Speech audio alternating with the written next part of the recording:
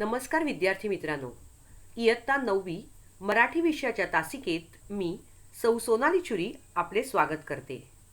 आज आपण 8वा पाठ सखू आजी अभ्यासणार आहोत.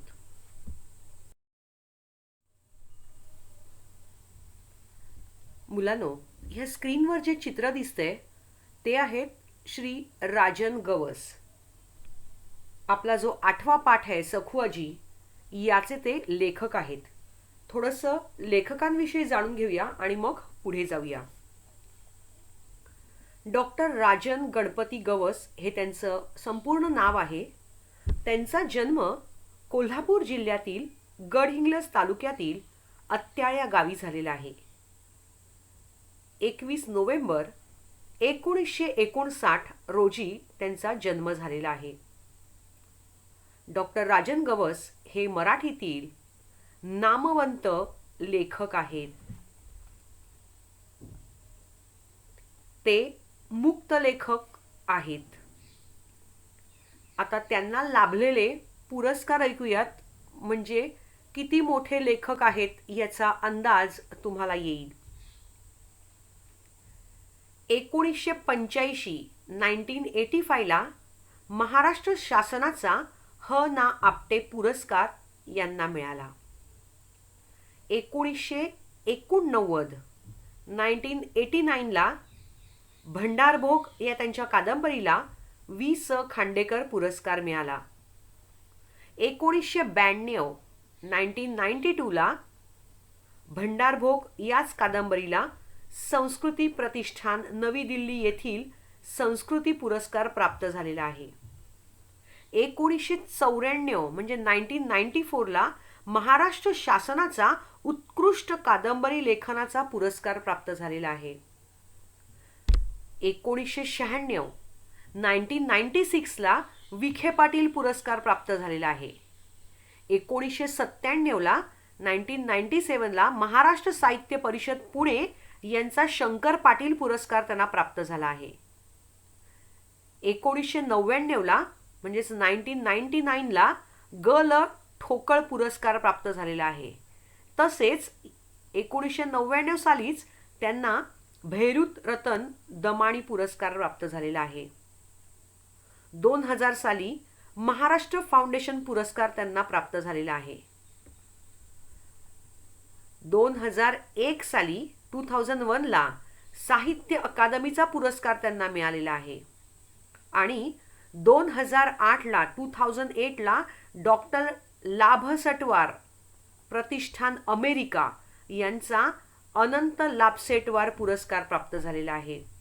तसेच 2008 ला महाराष्ट्र शासनाचा आनंदीबाई शिर्के पुरस्कार प्राप्त झालेला आहे.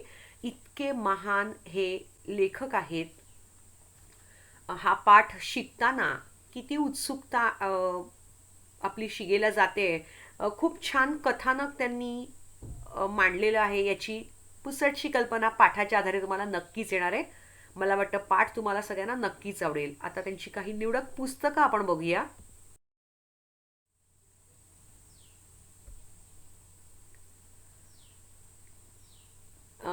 पाठ्यपुस्तकात सुद्धा वर्णन केलेलं आहे परिचयामध्ये.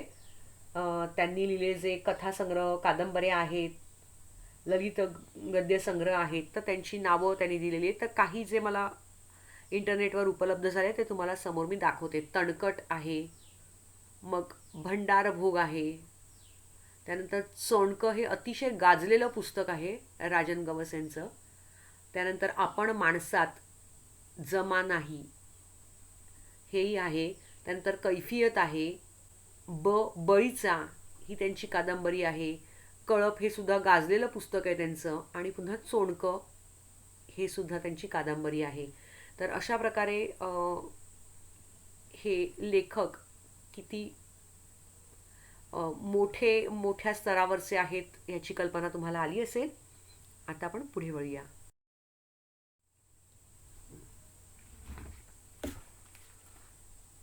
पान नंबर 27, पाठ 8वा सखू आजी. परिचय वाचून दाखवते. हातामध्ये पेन्सिल असणारच आहे तुमच्या. कठीण शब्दांचे अर्थ आपण नेहमीप्रमाणे टेक्स्टबुकमध्येच लिहून घेतो.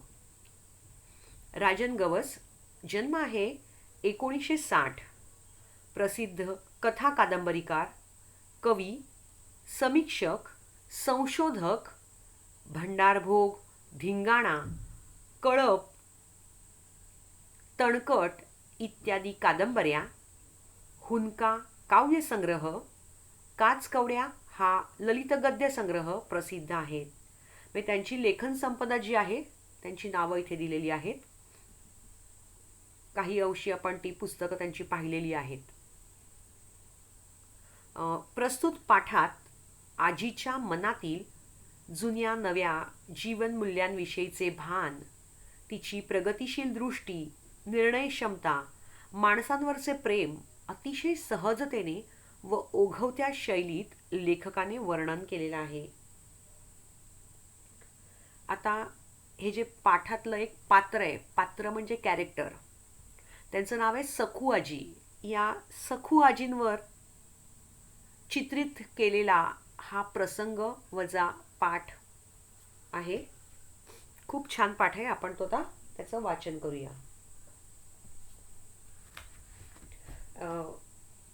पाठाला सुरुवात करण्या अगोदर थोडंसं सखू आजीबद्दल सांगते की ह्या ज्या पाठातली जी सखू आजी आहे ही गावातील वयस्कर आजी आहे, एजेड आहे, म्हातारी आहे. ती आजी जेव्हा बोलते तेव्हा ती कवितेमध्ये बोलत असते. तिच्या वागण्यामध्ये एक प्रकारचा करारीपणा असतो आणि हे संपूर्ण गावातली सगळी घरं म्हणजे तिचे नातेवाईक, आप्तस्वकीय किंवा गोतावळं आहे असंच तिला वाटत असतं आणि तशीच ती जगत असते.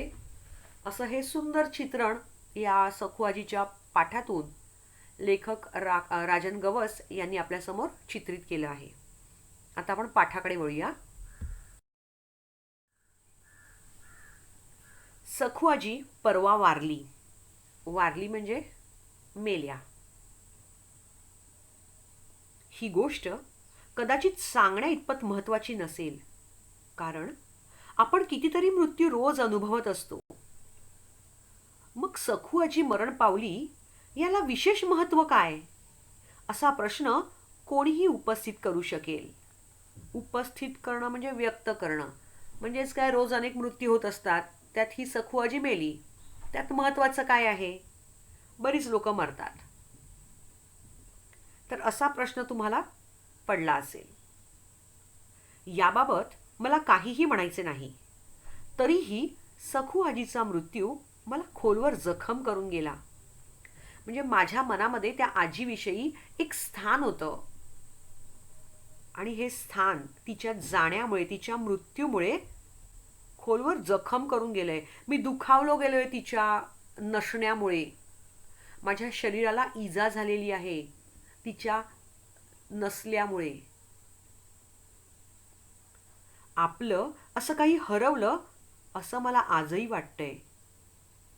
माझ्या जगण्यातलं एक शुभ्र निरभ्र काही संपलं अशी एक पोकळी वाढते. म्हणजे जेव्हा सखू आजी गेल्या त्यानंतर तिची जागा कोणीच घेऊ शकलेलं नाहीये. म्हणजे तिचं ते अढळ स्थान होतं. आपल्या सुद्धा आयुष्यात अशा अनेक व्यक्ती असतात. त्या व्यक्तींपैकी एखादी व्यक्ती ही आपल्या हृदयात अशी कोरलेली असते आणि जर व्यक्ती ती निघून गेली तर तिच्या नसण्याचं दुःख आपल्या मनामध्ये कायम सलत असतं. मग ती व्यक्ती कोणीही असू शकते.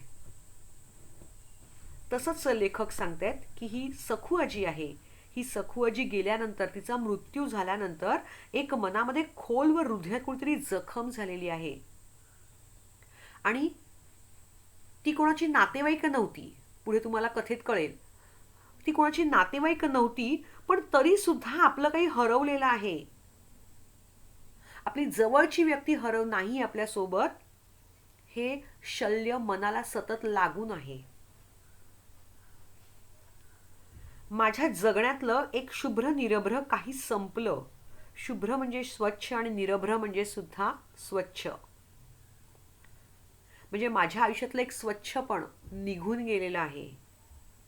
अशी एक पोकळी वाढते. पोकळी म्हणजे गॅप, रिकामी जागा वाढते की नाही माझं असं कोणीतरी हक्काचं आहे, जे एकदम निरागस होतं स्वभावाने, असं स्वच्छ सुंदर व्यक्तिमत्व माझ्यापासून लांब झालेलं आहे. कोण सखू आजी? माझी कोण लागत होती ती? कोणीच नाही. ना माझ्या जातीची ना पातीची, पण तरीही ती माझ्या जवळची होती. म्हणजे ही सखू आजी कोण होती? माझी कोणी लागत होती का? म्हणजे माझी कोणी नातेवाईक होती का? तर नाही, ती माझी कोणीच नव्हती.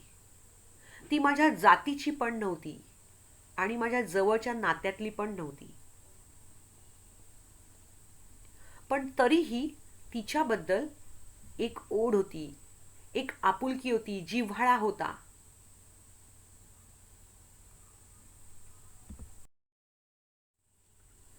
रक्ताच्या माणसा इतकीच सखू आजीचं वय 90 वर्षे. हातात काठी, वाकून कमान झालेलं शरीर, चेहरा सुरकुत्यांनी भरलेला. सखू आजी गल्लीतून जाताना कोणी सहज म्हटलं, आजी कुठं चाललीस? तर लगेच उत्तर, कुठं जातोय बाबा? म्हातारं माणूस. मी तिचं जे बोलणं होतं हे सुद्धा इतरांपेक्षा वेगळं होतं, भन्नाट होतं. मी सुरुवातीपासून अर्थ सांगत मग पुढे येते. रक्ताच्या नात्या इतकीच म्हणजे जशी आपल्या घरातली ब्लड रिलेशनची लोक असतात ना, तशीच होती ती. आजीचं वय होतं 90 वर्षे, 90 इयर्स. कशी होती ती? तर हातामध्ये तिच्या काठी असायची आणि 90 वर्षाची म्हातारी आजी पाठीतनं मात्र वाकलेली होती. कमान झालेलं शरीर म्हणजे वाकलेलं शरीर होतं आणि चेहरा सुरकुत्याने भरलेला होता. सुरकुत्या म्हणजे म्हातारं शरीर झाल्यानंतर त्वचा जशी सुरकुतलेली असते, चुण्या चुण्या पडलेल्या असतात, रिंकल्स आलेले असतात, असं तिचं शरीर, असा चेहरा सुरकुत्यांनी भरलेला होता, रिंकल्सने भरलेला होता. जेव्हा केव्हा सकू आजी गल्लीतनं जायची तेव्हा सहज कोणीतरी म्हणायचं की आजी कुठे चाललीस? तर आजीचं उत्तर असं वेगळंच असायचं. बघा काय म्हणते ती, कुठं जातोय बाबा? म्हातारा माणूस. हाड गेली वड्याला, बघा माझ्या मड्याला. म्हणजे उत्तर सुद्धा ती कवितेत देत असे. काय म्हणते? कुठे जातोय बाबा? म्हणजे मी कुठे जाणार? म्हातारा माणूस आहे मी.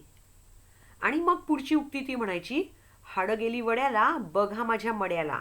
याचा अर्थ माझी हाडं स्मशानात ओढ्याजवळ पोचली आहेत, आता मी कुठे जाणार या वयात? अशा प्रकारे तिला म्हणायचं असतं. ह्या वयामध्ये ह्या म्हाताऱ्या झालेल्या, ही म्हातारी झालेली मी म्हातारी कुठे जाणार या वयात, असं तिला सांगायचं असतं. पण ती म्हणायची अगदी कोड्यामध्ये. त्यामुळे ते हटकी होती, वेगळीच होती. तिचा एक रुबाब होता, तिची स्वतंत्र भाषाशैली होती. ती कवितेतच बोलायची, कवितेतच जगायची. असं सुंदर व्यक्तिमत्व त्या आजीचं होतं. पुढे बघूया. म्हातारी काय बोलते हे सगळ्यांना समजायचं असं नाही,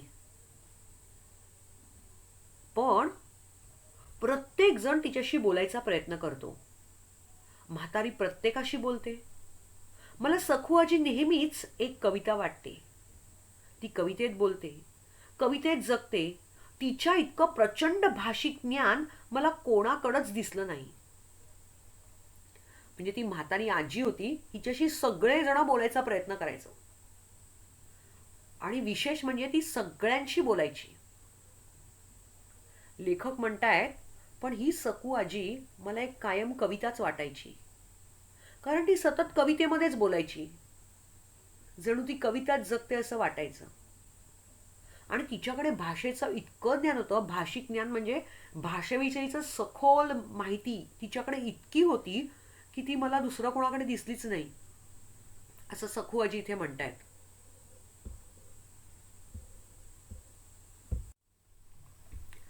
चला पुढच्या परिच्छेदाकडे जाऊया. बघा, चित्रात सकू आजी दाखवलेली आहे आपल्याला. कोणाशी तरी बोलते वगैरे असं गावातलं चित्र आहे हे. पाठाचं वाचन करूया आपण. सखू आजी सहज बोलायला लागली तरी एक कविताच बोलायची. म्हणजे कोणी म्हटलं, म्हातारी गप्प घरात बसायचं सोडून कुठं निघालीस मरायला. म्हणजे कोणीतरी विचारायचं की इतकी म्हातारी झाली आहेस तर आता कुठे निघालीस, घरात बसून आराम करायचा वगैरे वगैरे असं म्हणायची. तर ती काय म्हणायची, मरण लोकाला सरण दिक्काला. वाक्य नीट आहे का? मरण लोकाला सरण दिक्काला म्हणजे लोकांना फक्त आणि फक्त मृत्यू दिसतोय. चितेवरचा आत्मा जो आहे, हिंदू धर्मामध्ये अग्निदहन करतात, म्हणजे प्रेत जे असतं, शव, ते जाळलं जातं. तर ते ज्या लाकडांवर ते शरीर ठेवलं जातं त्याला ती चिता असं म्हणतात. तर त्या चितेवरचा आत्मा कधीच अनंतामध्ये देवाकडे पोचलेला आहे असं ती म्हणते. तिचं म्हणणं असं की लोकांना फक्त माझा मृत्यू दिसतो, पण चितेवरील आत्मा कधीच अनंतात पोचतो हे मात्र दिसत नाही असं ती म्हणायची. आणि म्हणून शब्दप्रयोग केलाय, मरण लोकाला आणि सरण दिक्काला. आता पुढे त्या म्हणतायत, माझं कपाळ भरलं आभाळ. म्हणजेच पावसाच्या ढगांनी आभाळ जसं भरलेलं असतं तसंच माझं नशीब आहे. त्या आकाशातला पाऊस, ते पावसाचे ढग कधी कोसळतील ते सांगता येत नाही. आणि त्याच प्रकारे माझं नशीब सुद्धा आहे. असं सगळं ती कोड्यामध्ये बोलायची. माझं कपाळ भरलं आभाळ. मरलं माणूस झिजलं कानूस. म्हणजे मेलेला माणूस हे झिजून झिजून जीर्ण झालेल्या कणसासारखं असतं.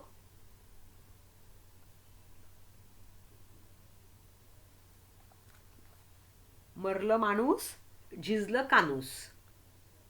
म्हातारी नवसाची भरून उरायची. म्हणजेच काय, तर म्हातारी म्हणजे सखू आजी.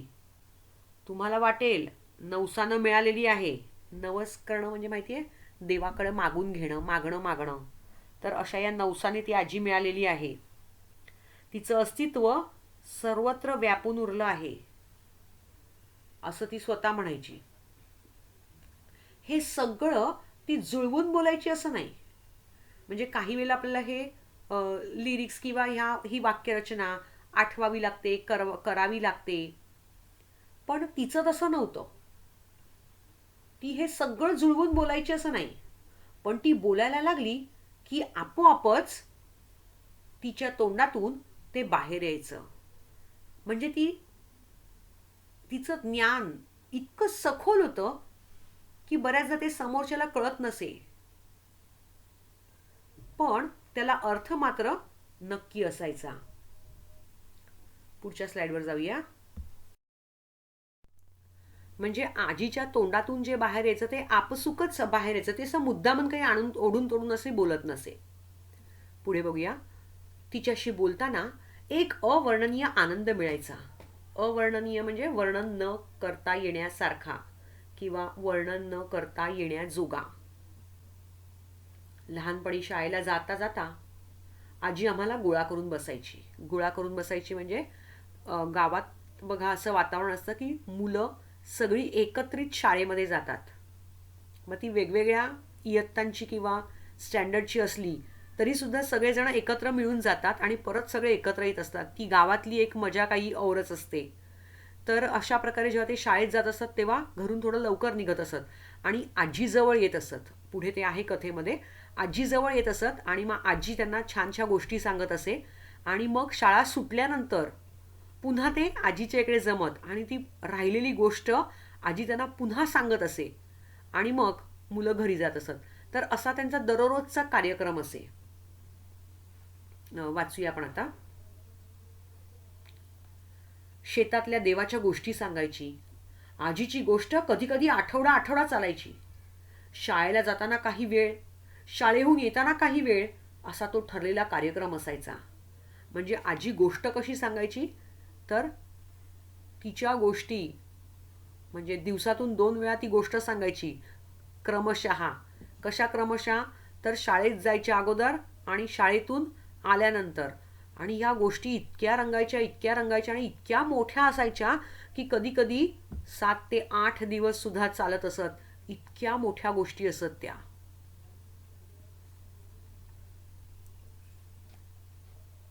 म्हणजे असा ह्या मुलांचा कार्यक्रम असायचा आजीजवळच्या गोष्टी ऐकण्याचा. एकदा आजीनं एक गोष्ट सहज सुरू केली आणि संपवली. पण ती माझ्या मनात दीर्घकाळ रेंगाळली. आता लेखक म्हणतायत की एकदा आजीनं अशी सहजच गोष्ट सुरू केली, पण आजीने एवढ्या साऱ्या गोष्टी सांगितल्या, पण माझ्या मनात आजही ती अ, चांगल्या आठवणीत असलेली गोष्ट आहे, असं लेखक इथं म्हणतात की मी ती विसरूच शकलो नाहीये. आजी म्हणाली, काय बरं गोष्ट आहे बघूया आता. शेतात एक साप होता. त्याचा माणूस झाला. त्याला पंख फुटले. तो समुद्रावर गेला. 7 तपश्चर्या केली. परत आला. त्याचा बैल झाला. खांदा मळला. नांगर झुंपला. फळाला नागिन डसली. बैलाची दातकुडी बसली. नांगराची नदी झाली. बैलाला आंघोळ घातली. त्याचा साप झाला. नागिनीला घेऊन पळाला.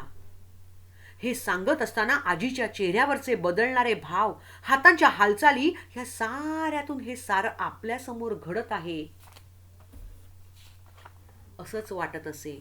म्हणजे बघा, आजीची गोष्ट सांगण्याची जी तऱ्हा होती, पद्धत होती, ही इतकी सुंदर होती की मुलं ती गोष्ट ऐकण्यासाठी तिकडे खिळून बसत. किंवा 7-7, 8-8 दिवस ती गोष्ट त्यांची चाले, इतकी लांब लांबलेल्या गोष्टी असत, पण मुलं अजिबात कंटाळत नसत. आता ह्याचा थोडासा अर्थ मी सांगते. मला वाटतं तुम्हाला पण इंटरेस्ट वाढत चालला असेल.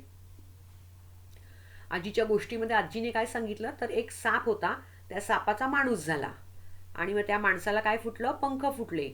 मग पंख फुटलेला तो माणूस कुठे गेला, तर समुद्रावर गेला. आणि समुद्रावर जाऊन त्या माणसाने काय केलं, तर 4 तपश्चर्या केली. आता तप तप म्हणजे काय, तर 1 वर्षाचा कालावधी. सॉरी, तप म्हणजे 12 वर्षांचा कालावधी. 4 तप म्हणजेच 12 × 4 करा. जे उत्तर आहे ते 4 तपांचं गणित झालं. म्हणजे किती वर्ष होतात बघा, 12 × 4 जा झालं असेल कॅल्क्युलेशन. किती, 48 आलं का, बरोबर ना. मग इतकी वर्ष त्यांनी तपश्चर्या केली. आणि त्यानंतर तो माणूस काय झाला, परत आला. मग तपश्चर्या केल्यानंतर त्याचा काय झाला, बैल झाला. आणि मग त्याचा खांदा मळला. मग काय झालं, खांदा मळल्यावर नांगर झुंपला. तर नांगर म्हणजे काय, तर प्लाऊ. शेतामध्ये माती उकरायचं जे अवजार असतं त्याला नांगर असं म्हणतात. मग त्या बैलाच्या खांद्यावर तो नांगर झुंपला. फाळाला नागिन डसली. म्हणजेच काय, आता फाळ म्हणजे काय, तर नांगर असतो ना, त्या बैलाच्या पाठीवर काय ठेवलं, खांद्यावर नांगर ठेवला. नांगर म्हणजे प्लाऊ, शेतातील माती उकरण्याचं अवजार. आणि त्या नांगराचा जो फाळ असतो, फाळ म्हणजे काय, लोखंडी पात असतं, पात खणण्यासाठी, डिगिंग करण्यासाठी.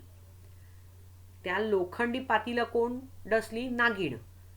नागिण म्हणजे मिस्टर नाग आणि मिसेस नागिण. जेंडर पण चेंज करून झालं आणि तुम्हाला नाग आणि नागिण पण कळाली, बरोबर. चला आता पुढे जाऊया. डसली. डसली म्हणजे काय, चावली. कोणाला चावली, तर नांगराचं लोखंडी पात होतं. आता मला सांगा, लोखंडाला नागिन कशी चावणार. म्हणजे या गोष्टी कशा आहेत, काल्पनिक आहेत, कल्पना केलेल्या आहेत. फक्त ऐकायची मजा, छान वाटतं म्हणून. बैलाची दातकुडी बसली. आता जो बैल होता नांगर लावलेल्या पाठीवर. तर तो जो फाळ होता म्हणजे नांगराचं लोखंडी पात होतं त्याला ती नागिन डसली म्हणजे चावली. नागिन त्या लोखंडी पात्याला चावल्यावर बैल काय झालं, बैलाच्या तोंडातून एकही अक्षर फुटलं नाही. आणि जे नांगर होतं म्हणजे प्लाऊ, त्याची काय झाली, नदी तयार झाली. नदी म्हणजे रिव्हर तयार झाली. मग पुढे काय झालं, बैलाला आंघोळ घातली. त्या नदीमध्ये नेऊन बैलाला आंघोळ घातली तर त्या बैलाचा कोण झाला, साप तयार झाला. आणि हा सापाने काय केलं, नागिणीला घेऊन तो साप पळून गेला. आणि हे ती सांगत असताना तिच्या चेहऱ्यावरचे जे भाव होते, एक्सप्रेशन आणि हाताच्या हालचाली होत्या, ह्या सगळ्यातून असं वाटायचं की हे सगळं सगळं आपल्यासमोर घडत आहे. म्हणजे काही काही लोकांच्या गोष्टी सांगण्याचं जे तंत्र असतं, टेक्निक असतं, तसं तासनतास आपल्याला खेळवून ठेवलेलं असतं. बरोबर. तर तशीच ही आजी होती. या आजीचं भाषिक ज्ञान सुद्धा इतकं सुंदर होतं की ती त्या तिच्या वाक्चातुर्याच्या साह्याने म्हणजे तिच्या छान बोलण्याच्या साह्याने ती मुलांना खूप छान सुरस अशा गोष्टी सांगत असे. आणि तिच्या चेहऱ्यावरचे हावभाव दिसत असत वेगवेगळे, हाताच्या हालचाली असत. आणि ह्या सगळ्यांचा इम्पॅक्ट असा व्हायचा की त्या मुलांना सगळं वाटायचं की हे सगळं आपल्यासमोर घडत आहे असं त्यांना वाटायचं. आता आपण पुढच्या स्लाइडकडे वळूया. आपण पाहत आहोत, असं वाटून अंगावर शहारे यायचे. शहारे येणं म्हणजे भीती वाटून त्वचेवर जे रोमांच येतात ना, काटा उभा राहणं वगैरे, तर त्याला शहारे असं म्हणतात. ही गोष्ट ऐकल्यानंतर कित्येक दिवस ही गोष्ट माझ्या स्वप्नात जशीच्या तशी घडायची. लेखक सांगतात की ही जेव्हा गोष्ट आजीने सांगितली त्यानंतर कित्येक दिवस ही गोष्ट लेखकांच्या स्वप्नामध्ये अगदी जशीच्या तशी यायला लागली.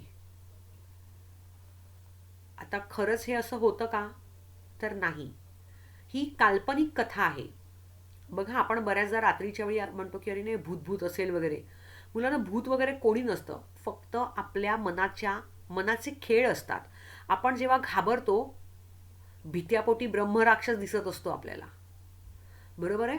त्यामुळे आपलं मन जर कमकुवत असेल तर आपल्याला समोरच्या ढगामध्ये सुद्धा राक्षस दिसतो.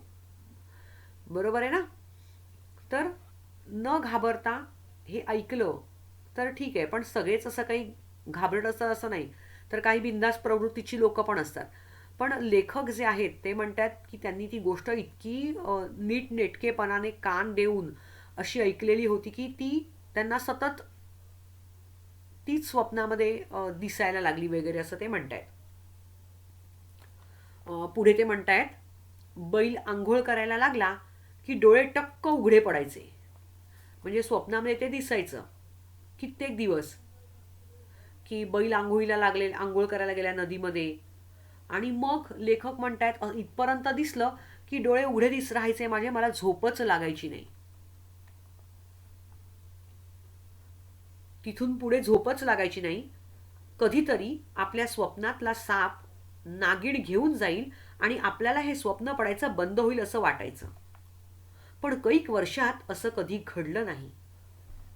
आता लेखक म्हणतायत की खरंच या आजीने सांगितलेली जी गोष्ट आहे त्या गोष्टीमध्ये जसं तिने सांगितलं की बैल आंघोळ करायला गेला की त्याचा कोण होईल, साप होईल. आणि मग हा साप जो आहे हा कोणाला, नागिणीला घेऊन जाईल. आणि मग नागिणीला घेऊन गेल्यावर आपलं स्वप्न सुद्धा बंद होईल असं वाटायचं.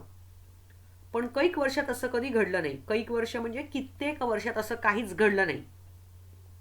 ही कथा कधी अचानक स्वप्नात येतेच. म्हणजे आजही माझ्या कधीतरी स्वप्नामध्ये येते ही गोष्ट. आजीने कैक गोष्टी सांगितल्या, म्हणजे आजीनं अनेक गोष्टी सांगितल्या, पण एवढीच कशी मेंदूतून बसली हा प्रश्न